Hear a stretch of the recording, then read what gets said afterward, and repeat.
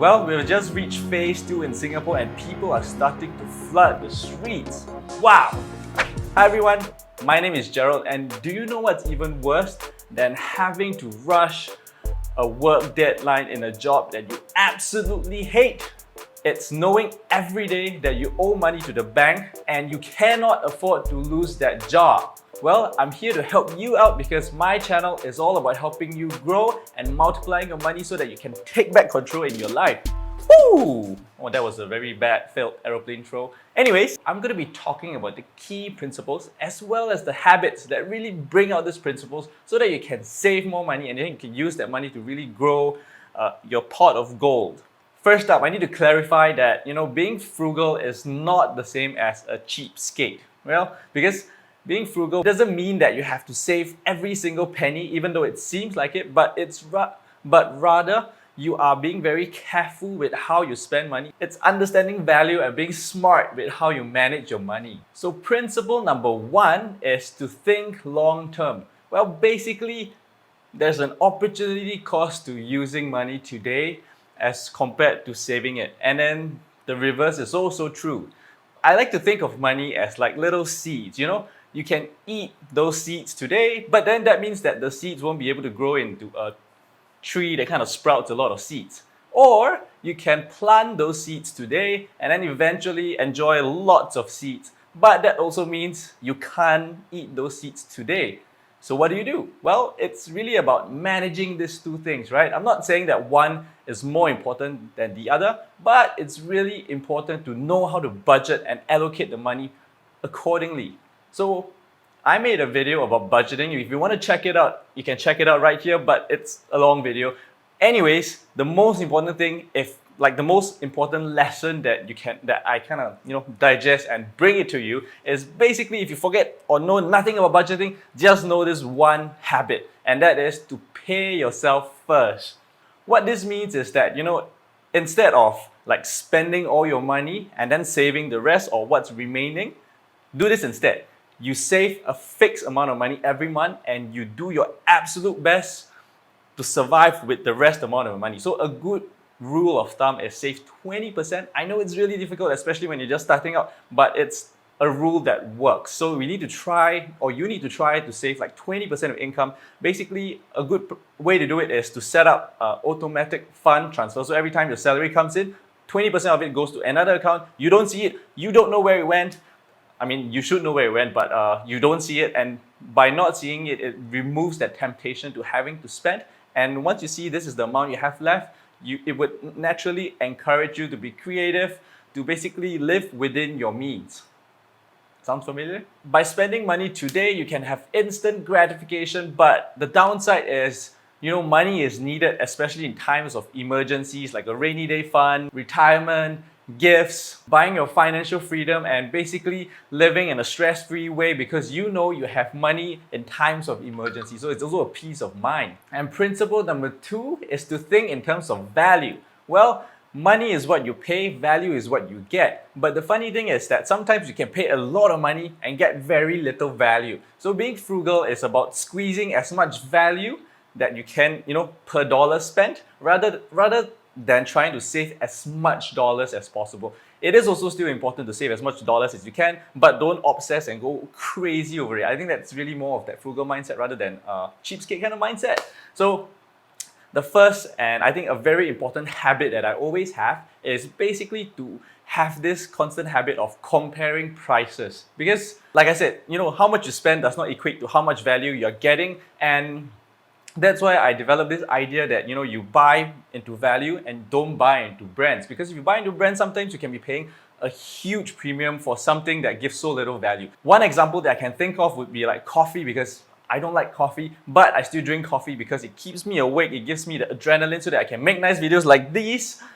But the point is that when I drink coffee, right, I use a sachet of coffee, it costs less than 20 cents. Whereas if I go to Starbucks and I spend for a cup of coffee, that sachet of coffee increases to $10 and I still hate it. So there's no reason for me to want to spend that extra $9.80 when I can just spend 20 cents and get a cheap cup of coffee that does the exact same thing, right? So this transcends just This is more than just me and coffee, but really a lot of things in our lives, like your soap, your shampoo, your groceries. You buy into branded stuff, and that's going to cost you a huge premium when you can buy a off-brand stuff that works exactly the same. And the second important habit when it comes to thinking value is really about discounts and couponing. So like instead of actively having to look for discounts, sometimes I do, by the way, I often enough when I'm like out with my friends, I visit a restaurant, I'm thinking of eating here, it doesn't really hurt to ask, hey, do you have any promotions right now, or do you have any discounts going on? And more often than not, the waiter would say like, oh yeah, we have this app going on, this install going on, this promo going on. And you know what? I'll just like stay on that spot and just start downloading that app. And sometimes the deal can be as good as 50% off. Buy one, get one free.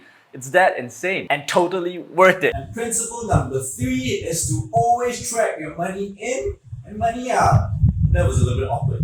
But you know what? Sometimes I'm a little bit awkward on camera. I stutter and stumble over myself. But you guys understand, right? It's normal to get nervous. But anyways, principle number 3 is really understanding where your money goes. Why? Because I think of it as like a leaky bucket principle. It's a lot easier to patch the small holes than having to find a much bigger container. I mean, in the beginning, if you start off with a small container, it's a little bit easier to find a slightly bigger container. But eventually, if you want to find a big container or solve big problems, it's a lot harder. It's much easier to just patch the small holes. So what I'm trying to point is that, while it's important to try to increase your income, sometimes it's a lot easier to find ways to reduce your own expenses. So you need to do both. Both are equally important. I'm not saying one is more important than the other. You should always try to earn more money, but do not neglect cutting back on your expenses, because sometimes it's just so easy to cut back on expenses. Just turn off your subscription. And that is my first habit, really to evaluate like my subscription, where my money is going up, and see where I can cut back. Like some of the easiest place that I can cut back on is like your subscription. Like, how to cut back on subscriptions first is, let's say your telco plan, right? Sometimes you buy plans that you don't really need, and sometimes a better deal comes along, like because telcos are always fighting when it comes to price, and now you can buy better SIM-only plan that gives you faster internet speed, more internet at a cheaper price. So why not, right? So I think that's the first way. And the second technique that I often use is to pool together my subscription. So I think of Netflix. So instead of me buying a Netflix subscription, my mom buying one, my brother buying one, you know what? Just pool together and do like a family bundle, and that essentially reduce our cost by a good 25%. So that's one way you can kind of cut back on the subscription cost. Another thing that I could do is also, I think a lot of plans or a lot of new programs have a free trial. So I think that comes especially important when you're evaluating gym membership. You can always ask them, hey, do you have a free trial? And more often than not, some of them, sometimes they do. And when they do, take it, right? Why not? That's free money on the table.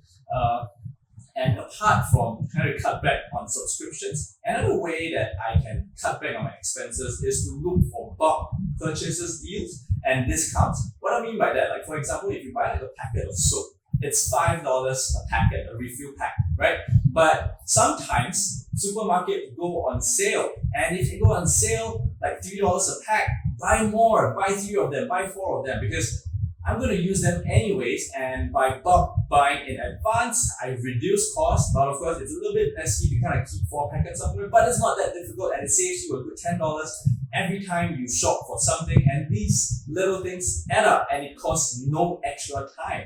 So that's one way you can reduce your money going out, and of course money going in is a whole new topic altogether. If you want to learn how you can start your $0 business, I have a playlist over here, just check that out in your own free time.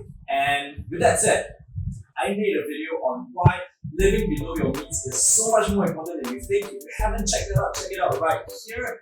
I also made another video on the best budgeting techniques. Like, I did research on all the different budgeting techniques, and I just narrowed it down to the best, simplest budgeting technique for you. And if you want to check that out, it's over here. And I'll see you next time, guys. Take care.